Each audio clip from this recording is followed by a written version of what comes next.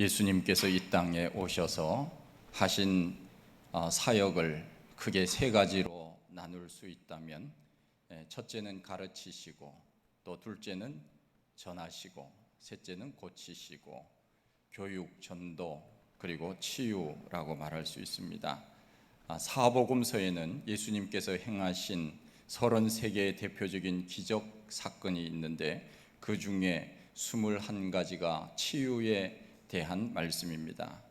우리 예수님께서 이 땅에 오셔서 사람들의 병을 고치신 일들이 왜 그와 같은 일들이 많은가? 왜 그와 같은 기적들을 행하셨는가? 단순히 우리의 육신의 질병을 고쳐주시기 위함인가? 아니면 우리를 불쌍히 여기셔서 고쳐주신 것인가? 물론 그러한 것도 있지만, 그러나 우리 예수님께서 우리 육신의 질병을 고치신 이유는 그 육신의 질병을 통하여서 하나님의 나라를 우리들에게 보여주시기 위함이라는 것입니다. 우리 예수님께서는 이 땅에 병을 고치기 위해서 오신 그러한 분이 아닙니다. 그 치유 사건을 통하여서 우리에게 보여주고 싶은 것이 있다면 그것이 바로 하나님의 나라라고 하는 것입니다. 마태복음 12장 28절 말씀에 보면, 내가 하나님의 성령을 힘입어 귀신을 쫓아내는 것이면 하나님의 나라가 이미 너희에게 임하였느니라 말씀하고 계십니다. 완전한 하나님의 나라가 있다는 것을 우리의 몸을 온전히 고쳐주시는 사건을 통하여서 하나님의 나라를 말씀하고 싶으셨던 것입니다. 나이가 들수록 아픈 곳이 자꾸 많아집니다. 그만큼 우리 몸이 쇠하여져 간다고 하는 증거입니다. 우리 몸은 쇠하여져 가지만 그러나 천국은 완전하다는 것을 우리들에게 보여주시는 것입니다. 요한계시록에 나와 있지만은 천국은 어떤 곳입니까? 아픔도 죽음도 눈물도 또 슬픔도 없는 그러한 곳이라고 말씀하고 있지 않습니까? 우리의 육신을 고쳐주신다고 하는 것은 우리의 건강한 몸이 다시금 우리 주님의 은혜로 그렇게 살게 된 것처럼 우리에게는 완전한 영원하고 완전한 천국이 있다는 것을 말씀하고 싶으셨던 것입니다. 그래서 예수님께서는 치유 사건을 통하여서 육신의 질병만 고쳐주신 것이 아니라 내 믿음이 너를 구원하였느니라 영적인 문제까지 고쳐주셨던 것을 우리가 압니다. 우리 예수님께서 사역하실 때 나이가 30살이었습니다. 예수님은 하나님의 아들로 이 땅에 오셔서 30년 동안 집안 일을 하시면서 지냈습니다. 사람들은 그를 잘 몰랐습니다. 이분이 인류를 구원할 메시아인지에 대해서 사람들은 아직까지 잘 몰랐습니다. 구약에 보면은 성막에서 그 주의 사역을 감당하는 제사장의 나이가 30살부터라고 했습니다. 요셉은 30살에 국무총리가 되었습니다. 목사도 30살부터 안수를 받습니다. 링컨 대통령은 나이 40이 되면 자기 얼굴에 책임을 지라고 했는데 예수님은 이미 30에 인류를 구원하시기 위한 사역을 시작하셨습니다. 예수님이 30살에 메시아 취임식을 하셨는데 그때 읽은 성경이 누가복음 4장 18절 이하에 나와 있는 말씀입니다. 주의 성령이 내게 임하셨으니 이는 가난한 자에게 복음을 전하게 하시려고 내게 기름을 부으시고 나를 보내사 포로된 자에게 자유를, 눈먼 자에게 다시 보게 함을 전파하며 눌린 자를 자유케 하고 주의 은혜의 해를 전파하게 하려 하심이라 말씀하셨습니다. 우리 예수님께서 이 땅에 와서 하신 일은 어찌 보면은 치유의 사역이라고 말할 수 있습니다. 가난한 자에게 부요를, 포로된 자에게 자유를, 눈먼 자에게 다시 보게 함을, 눌린 자를 자유케 하려고 하는 것, 이것은 모두 다 치유의 사역들입니다. 그러나 이 치유 사역을 주님께서 하신 이유는 단순히 육신의 질병을 고치는 데 목적이 있는 것이 아니라 영적인 문제까지 해결해 주시기 위한 치유 사역이셨다고 하는 것입니다. 우리 예수님께서 가시는 곳마다 사람들이 몰려들었습니다. 인산인해를 이루었습니다. 그 중에 많은 사람들이 병자들이었습니다. 그리고 또 많은 사람들이 가난한 사람들이 많았습니다. 오병이어의 사건을 통해서도 우리가 잘 알다시피 그들은 먹을 것을 얻었을 때 더 주님 앞에 와서 그 필요를 공급받기를 원했습니다. 그때 우리 주님께서 그런 말씀을 하셨지요. 너희들이 나를 찾아온 것은 먹고 배부른 까닭이 아니냐. 사람들은 육신의 문제만 해결하려고 합니다. 육신의 질병만 고치려고 합니다. 그러나 우리 예수님은 우리 육신의 질병뿐만 아니라 우리의 전인적 치유, 영적인 문제, 정신적인 문제, 육체적인 문제, 모든 것들을 다 치유하기를 우리 주님은 원하십니다.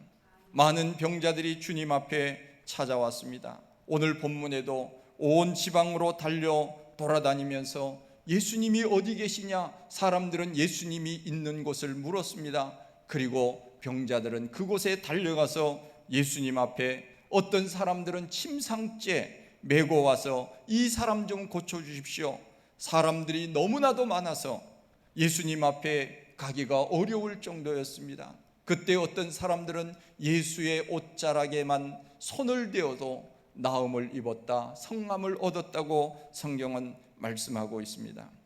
예수님을 만나 예수님의 옷가에라도 손을 댄 이들 다 치유를 받았습니다. 예수님을 믿는다고 하는 것, 그것은 곧 치유를 의미합니다.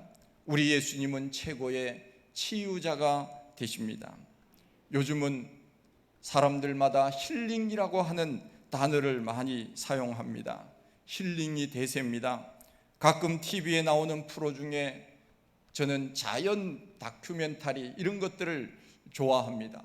바다라든가 동물의 세계 그런 것들을 제가 좋아하는데 가끔씩 TV에 나오는 프로 중에 나는 자연인이다 하는 프로가 있는 것을 봅니다. 사람들이 그곳에 있는 산속에서 사는 사람들에게 물었습니다. 왜 이렇게 산속에서 혼자 사십니까? 이렇게 물었더니 사람들이 대부분 하는 말이 고치러 왔습니다. 치유하러 왔습니다. 몸이 아프거나 마음이 아픈 사람들이 자연 속에 들어와서 살면서 그 자연과 더불어 살아갈 때 힐링이 되었다 하는 이야기입니다. 이 세상 사람들은 너무나도 많은 상처를 안고 살아갑니다. 만나는 사람마다 아프다고 말합니다. 제가 주일 아침에 성도님들과 잘 만나려고 하지 않습니다. 왜냐하면은 우리 성도님들이 아침에 교회에 오실 때 좋은 소식을 가지고 오면은 참 좋겠는데 한 주간 동안 살면서 아픈 것이 너무 많아요. 그러면은 들어오자마자 목사님 저 어디 아파요? 무슨 문제가 있어요? 그러면은 제가 강대상에 올라가서 설교할 때 계속 그 말이 신경이 쓰입니다. 그래서 끝나고 들어야 되겠다. 제가 그런 경험을 했습니다. 그래서 여러분들이 이해를 해 주시고요.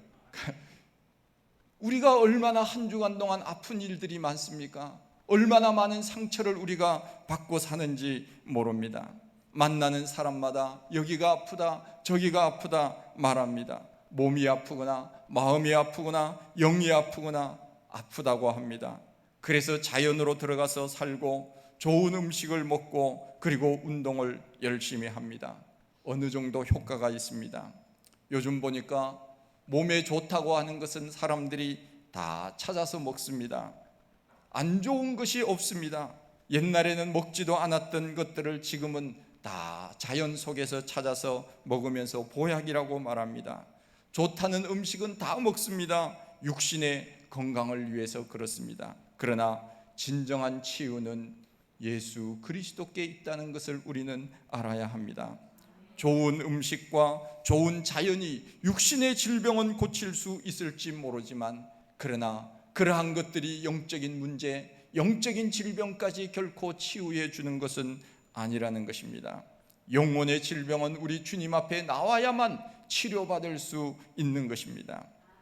우리나라도 1인 가구가 점점 많아진다고 합니다. 지금 우리나라의 1인 가구가 30% 이상이 되었다고 통계가 나와 있는 것을 보았습니다. 10명 중 3명이 혼자 산다는 것입니다. 이 수많은 아파트에도 아마 그런 사람들이 통계적으로는 확률적으로는 그렇습니다. 이 10가구 중에 3가구는 혼자 사는 것입니다. 작년 기준으로 우리나라 전체 인구가 한국 국적을 취득한 외국인 180만 명을 포함해서 우리나라 인구가 5,178만 명이라고 합니다. 외국인 국적 취득자 중에 중국계가 가장 많은 77만 명으로 44%를 차지하고 있고, 그 다음에 한국 국적을 차지한 그 외국인이 베트남이 11.1%, 태국이 10.2%, 그 다음에 미국이 4.4% 순입니다. 출산율은 점점 줄어드는데 집값은 떨어지지 않습니다. 수도권의 집값은 계속적으로 오릅니다. 제가 늘 질문을 합니다. 사람은 점점 줄어가는데 어떻게 집값은 떨어지지 않는가, 그런 생각을 했는데 사람들은 이렇게 말했습니다. 1인 가구가 많기 때문에 그렇다 하는 이야기를 합니다. 1인 가구가 많다는 것은 무엇입니까? 그만큼 소외와 단절, 고독과 외로움, 이런 것들이 많을 수밖에 없는 것입니다. 네덜란드 출신 영성신학자 헨리 나우엔의 책 중에 상처 입은 치유자라고 하는 책이 있습니다. 그는 책에서 예수님을 상처받은 치유자라고 표현을 합니다. 우리 예수님은 무사람들에게 많은 상처를 받았습니다. 자기 백성으로부터 상처를 받았습니다. 가까운 제자들에게 상처를 받았습니다. 옆에 있는 사람들에게 상처를 받았습니다. 마지막에는 십자가에서도 상처를 받았습니다.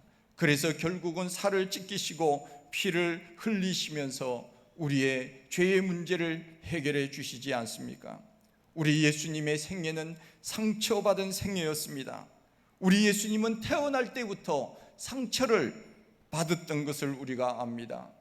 마리아가 요셉과 함께 예수님이 태어날 그 시기에 방을 구하러 찾아다녔지만 방이 없었습니다. 거절당했습니다. 우리 예수님은 마구간에서 태어났습니다. 태어날 때부터 상처가 있는 그런 분 아닙니까? 죽는 순간에도 제자들에게 버림을 받았습니다. 그렇게 내가 주를 위하여 죽겠습니다. 다른 사람들은 다 도망갈지라도 저는 주님과 함께 있겠습니다 했던 베드로마저도 주님을 부인하고 주님께 상처를 드렸던 그 제자들로부터의 아픔이 있지 않았습니까? 그럼에도 불구하고 우리 예수님은 상처를 원망하지 않았고 상처에 대하여 불평하지도 않으셨습니다. 인류의 모든 상처를 홀로 지신 예수님은 결국 인류의 상처를 치유하시는 위대한 치유자가 되신 것입니다. 할렐루야. 얼마나 감사한 일인지 모릅니다. 우리에게는 누구나 다 상처가 있습니다. 그러나 중요한 것은 이 상처를 어떻게 승화시키느냐, 그것이 중요합니다. 부부에 대한 이런 이야기가 있습니다. 20대 결혼한 부부들은 잠을 잘 때 서로 안고 잔다고 합니다. 30대는 마주보고 잔다고 합니다. 40대는 천정 보고 잔다고 합니다. 50대는 등 돌리고 잔다고 합니다. 60대는 각방 쓰고 잔다고 합니다. 70대는 어디서 자는지 모른다고 합니다. 그런 이야기가 있습니다. 그리고 화장하는 방법에 대해서도 그런 전해오는 이야기가 있습니다. 10대에는 치장을 하고 20대는 화장을 하고 30대는 분장을 하고 40대는 변장을 하고 50대는 위장을 하고 60대는 포장을 하고 70대는 환장을 하고 뭐 그런 이야기가 있어요. 제가 왜 이 이야기를 하는가 하면은 제가 언젠가 설교를 할 때 제가 이 어디 인터넷에서 나오는 이 부부에 대한 이런 이야기들을 설교했던 적이 있었습니다. 이 설교를 마치고 그 다음 월요일에 성도님으로부터 전화가 왔습니다. 무슨 전화가 왔는가 했더니 이제 연세가 아마 70이 넘으신 한 80 가까이 되신 분이셨는데, 아니 무슨 70이 넘으면 환장을 한다고, 그런 설교를 목사가 어떻게 할 수 있느냐고 그러면서 저한테 항의를 하시더라고요. 그리고는 제가 그 다음에부터 제가 그분을 못 봤어요. 제가 참 어렵습니다. 설교를 할 때 어떤 분들은 나에게 하는 말이 아닌가 그렇게 생각을 할 수도 있고, 이것이 나를 지적하는 말이 아닌가 하는 것 때문에 혹 상처를 받을 수도 있습니다. 그러나 저는 의도적으로 어떤 한 사람을 위해서 그렇게 말하는 것은 아니라는 것을 여러분들이 좀 알아주시면 좋겠습니다. 설교를 들을 때도 어떤 사람들은 은혜로 받아들이는 사람이 있는가 하면, 어떤 사람들은 그것이 자기에게 상처로 받아들이는 그런 사람도 있습니다. 우리는 사람들로부터 많은 상처를 받을 수 있습니다. 가족으로부터 상처를 받고, 남편과 아내로부터 상처를 받고, 심지어는 같은 교인으로부터 상처를 받습니다. 직장 동료와 상사로부터 상처를 받을 때도 있습니다. 가끔 교회 성도님들이 말합니다. 저는 누구 때문에 상처를 받아서 교회 나오고 싶지 않아요. 그런 말을 합니다. 다 상처를 받았다고 합니다. 그런데 이상한 것은 상처를 받은 사람은 있는데 상처를 준 사람은 없다는 사실입니다. 여러분, 상처를 받았습니까? 상처를 주었습니까? 생각을 해보십시오. 집에 가셔서. 우리는 중요한 것이 무엇이냐? 우리는 매일매일 상처를 받고 삽니다. 사람들의 말 한마디에 상처를 받습니다. 사람들의 행동 하나에 상처를 받습니다.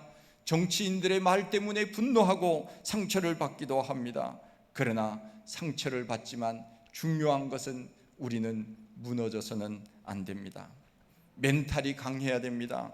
상처를 마음속에 가지고 있지 말고 사람들에게 그것을 말해야 합니다. 어떤 사람들은 그렇게 말하지 않습니까? 그렇게 말한다고 하는 것은 아직까지 상처가 덜하기 때문에 말하는 것이다. 상처가 깊은 사람은 다른 사람과 말할 생각도 하지 않고 담을 쌓고 그냥 혼자만의 세계 속에서 산다고 하는 그런 말이 있지 않습니까? 상처를 마음속에 가지고 있지 말고 사람들에게 말해야 합니다. 1인 가구가 많다는 것은 그만큼 상처가 많을 수 있다는 것입니다. 말을 함으로 상처가 치유되고 스트레스가 풀리는데, 말할 상대가 없으니 속에 있는 상처가 밖으로 나오지 않아서 쌓이는 것입니다. 그것이 분노로 이어지고 나중에는 사회적 문제로까지 이어지는 것이 아니겠습니까? 통계에 의하면 여자들이 남자들보다 오래 산다고 합니다. 남자들보다 여자들이 약 7년 정도 오래 산다고 합니다. 그러니까 같이 죽으려고 하면은 7년 연상 남자와 같이 살면은 같이 죽을 수 있어요. 통계적으로 그렇다 하는 것입니다. 사람들은 말합니다. 그렇다면 왜 여자들이 남자들보다 오래 사는가 하는 문제입니다. 그것은 사람들이 이렇게 말합니다. 여자들은 속에 있는 상처들을 끄집어냄으로 인하여 치유가 되지만 남자들은 말을 잘 하지 않기 때문에 그것을 마음속에 계속 두고 있음으로 인하여 그것이 해소되지 않음으로 인하여서 상처가 되기 때문에 결국은 질병으로 이어진다고 하는 것입니다. 종교인들 중에서 가장 건강한 종교인들이 누구인지 통계가 있었던 것이 있습니다. 그것이 바로 기독교인들이었습니다. 기독교인들 중에서도 제일 오래 사는 사람들이 성직자, 목사라고 하는 그 통계를 볼 때 제가 조금 기분이 좋았습니다.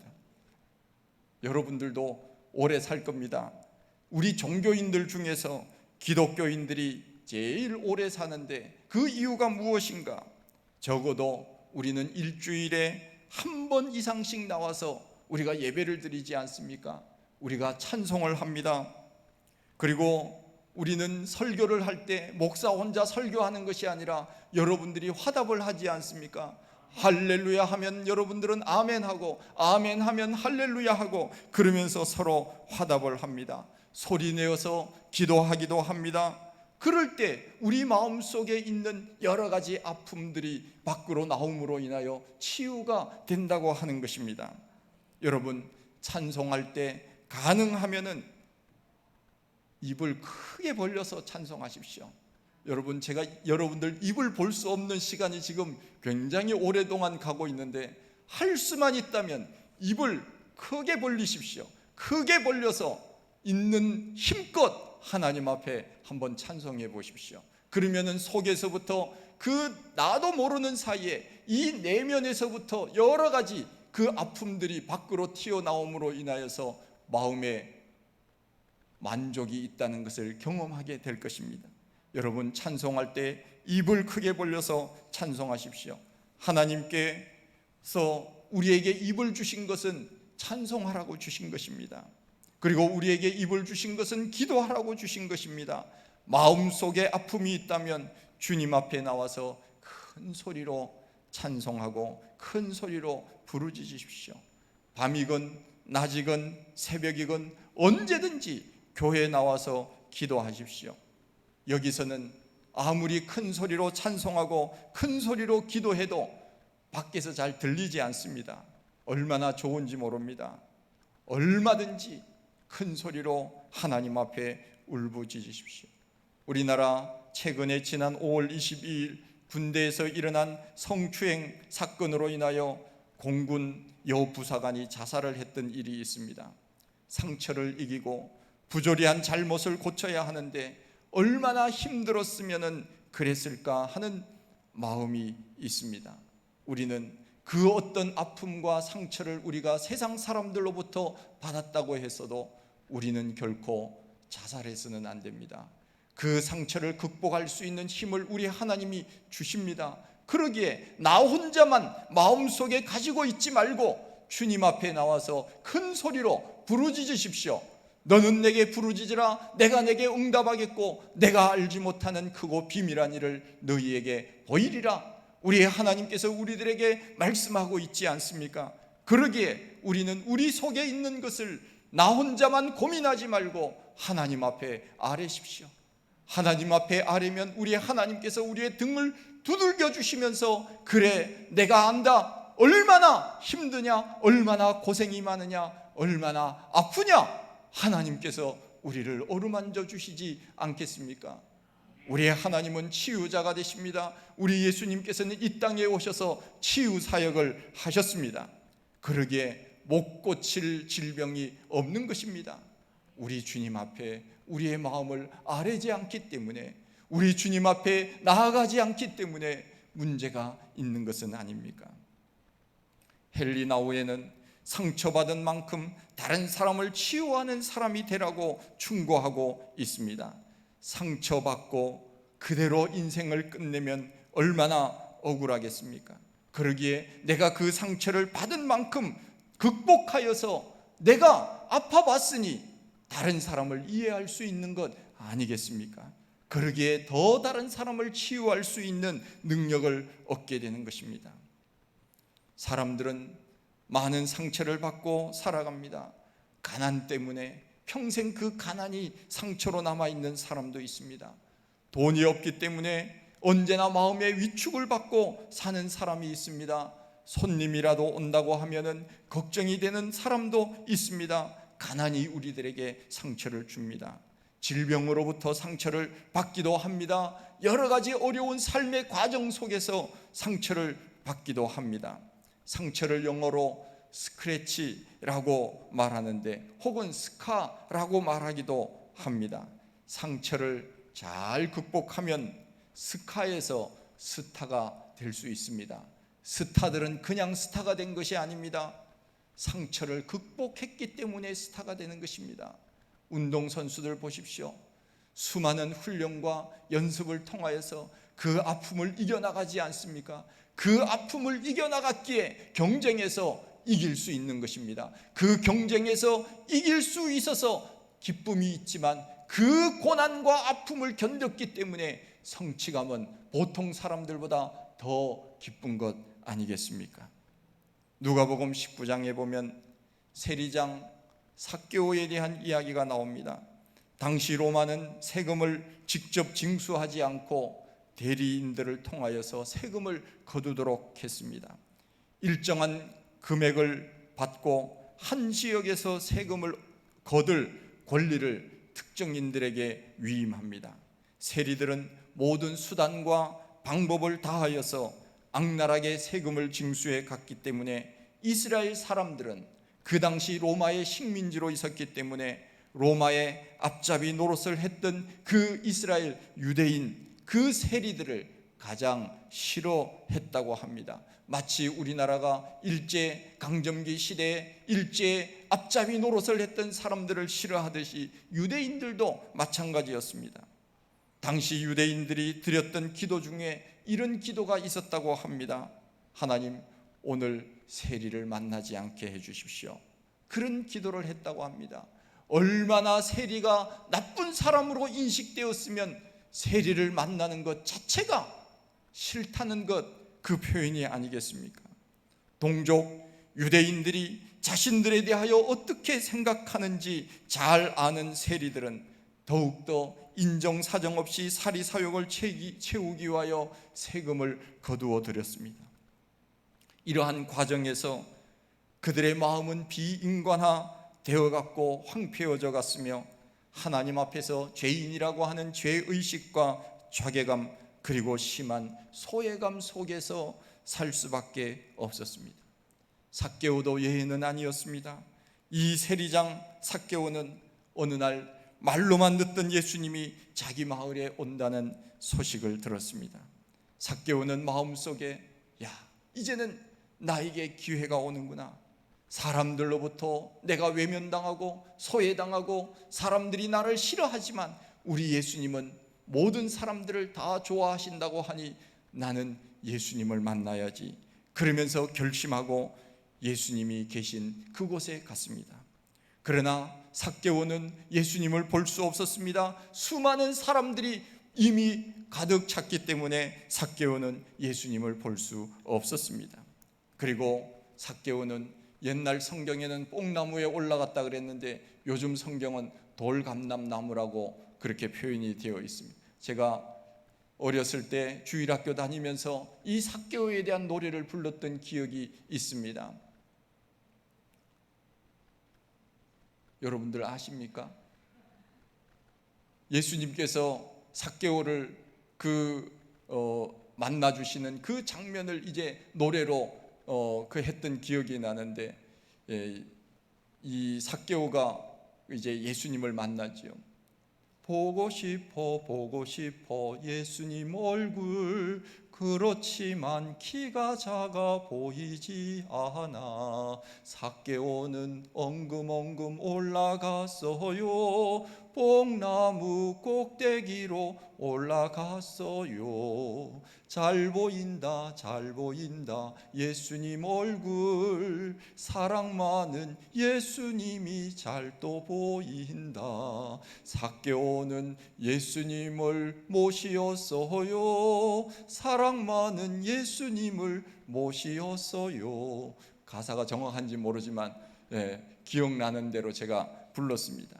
얼마나 삭개오 마음속에 그 상처가 컸으면 사람들은 나를 다 싫어하지만 그러나 예수님은 나를 이해해 주실 거야, 예수님은 나를 맞이해 주실 거야, 그 기대감으로 예수님을 만났을 때 예수님의 눈과 삭개오의 눈이 마주칩니다. 예수님이 말씀하십니다. 삭개오야, 내려오라. 내가 오늘 너희 집에 유하여야 하겠다 말씀하십니다. 삭개오 마음이 얼마나 기뻤을까요? 아마 마음속에 쿵덕쿵덕 뛰는 그 심정으로 주님을 자기 집으로 모셨을 겁니다. 그리고 극진히 대접했을 것입니다. 우리 예수님께서 삭개오에게 구원을 선포하십니다. 너도 아브라함의 자손이로다. 그때 삭개오는 너무나도 감격해서 예수님 감사합니다. 제가 지금까지 남의 것을 훔친 것이 있다면 4배로 제가 갚겠습니다. 그러면서 우리 예수님 앞에 자기의 죄를 고백하고 거듭나는 그러한 아름다운 모습을 우리가 알고 있습니다. 우리 예수님을 만나면 우리 마음속에 있는 상처와 아픔, 고독, 이 모든 것들이 일순간에 사라지는 경험을 하게 될 줄 믿습니다. 우리 예수님께서는 로마를 뒤에 업고 무소불위의 고난을 휘두르는 세리 삭개오의 상처받은 그 내면 상태를 보신 것입니다. 그의 안에 숨겨져 있는 그의 깨어지고 상한 심령을 보신 것입니다. 그러기에 예수님께서는 그의 집에 머물겠다고 하시고 그의 내면의 아픔을 치유해 주셨습니다. 우리 예수님께서는 의인을 부르러 온 것이 아닙니다. 우리 예수님은 죄인을 부르러 오셨다고 말씀하고 있지 않습니까? 우리 예수님은 인간의 외적인 모습을 보시지 않습니다. 가난하든 부하든 심지어 로마의 앞잡이도 차별을 두지 않으시고 한 개인의 병이나 내면의 상처를 보시고 측은히 여기시며 불쌍히 여기사 아픈 곳을 싸매주시고 고쳐주시는 분이십니다. 이러한 예수님의 치유를 통하여 우리는 건강한 시민으로 천국의 백성으로 오늘 이 땅을 살아갈 수 있는 것 아니겠습니까? 우리 예수님도 십자가에서 모든 상처를 다 받았습니다. 그러나 십자가의 상처가 부활로 승화되었습니다. 우리도 얼마든지 상처를 치유받을 수 있습니다. 거절의 상처, 가난의 상처, 인정받지 못함의 상처, 인격 모독의 상처, 얼마나 우리 속에 상처가 많은지 모릅니다. 우리 몸은 다 상처 투성이들입니다. 그러나 예수님을 바라보면 치유받을 수 있는 것입니다. 그래서 예수님께서는 수고하고 무거운 짐진 자들아 다 내게로 오라고 오늘도 말씀하고 있지 않습니까? 의사는 환자가 아픈 곳을 정확히 표현해야 치유하기가 쉽습니다. 우리도 마찬가지입니다. 우리의 아픔을 다 주님 앞에 쏟아 부어야 진정한 치유가 될 수 있습니다. 찬송가에 나와 있는 것처럼 천부여 의지 없어서 손들고 옵니다. 항복하고 주님 앞에 우리의 모든 것들을 다 아뢰고 나아갈 때 우리에게는 그때부터 치유가 시작이 됩니다. 우리는 육신과 정신, 영혼 다 귀합니다. 그래서 우리 주님께서는 우리들에게 육신의 질병, 그 귀한 육신을 고쳐주신 것 아닙니까? 고대 그리스 철학자들은 우리의 육신은 악하다고 말했습니다. 영만 선하다고 이야기했습니다. 잘못된 것입니다. 그러기에 우리는 우리의 육신을 잘 관리해야 됩니다. 우리의 육신이 약하면 교회 나오고 싶어도 못 나옵니다. 하나님 앞에 영광 돌리려고 해도 우리가 영광을 돌리기가 쉽지 않습니다. 그러기에 우리는 이 하나님이 주신 육신 잘 관리해야 됩니다. 우리의 정신도 잘 관리해야 됩니다. 우리의 영도 잘 관리해야 됩니다. 우리 예수님께서는 이 모든 것들을 다 귀하게 보시고 우리를 치유하실 때 어느 한 부분만 치유하는 것이 아니라 전인적 치유를 하십니다. 육체적인 문제, 정신적인 문제, 영적인 문제, 이 모든 것 다 치유해 주시는 우리 주님이십니다. 여러분, 어디가 아프십니까? 주님 앞에 아뢰십시오. 그 옷가에라도 손을 대니 다 성함을 입었더라. 주님께 나오십시오. 주님은 우리를 어루만져 주시고 치유해 주시는 최고의 치유자가 되시기 때문입니다. 하나님 아버지, 크신 은혜와 사랑을 감사합니다. 우리는 참 연약합니다. 좋은 소리를 들을 때는 기분이 좋지만 그러나 나쁜 소리를 들을 때는 갑자기 무너질 때도 얼마나 많은지 모릅니다. 쉽게 쓰러집니다. 좌절합니다. 절망합니다. 기운이 빠집니다. 그러나 이 땅의 것에 마음을 빼앗기지 말고 우리 주님께서 우리들에게 말씀하신 것에 마음을 두게 하여 주옵소서. 두려워하지 말아라. 놀라지 말아라. 수고하고 무거운 짐을 졌느냐? 다 내게로 와라. 우리 주님 오늘도 말씀하십니다. 주님 앞에 우리의 삶을 내려놓고 주님 앞에 우리의 아픔을 다 내려놓고 주님 앞에 치유받아 건강한 모습으로 살아갈 수 있는 우리 모두가 다 되게 하여 주시옵소서. 예수님 이름으로 기도하옵나이다. 아멘.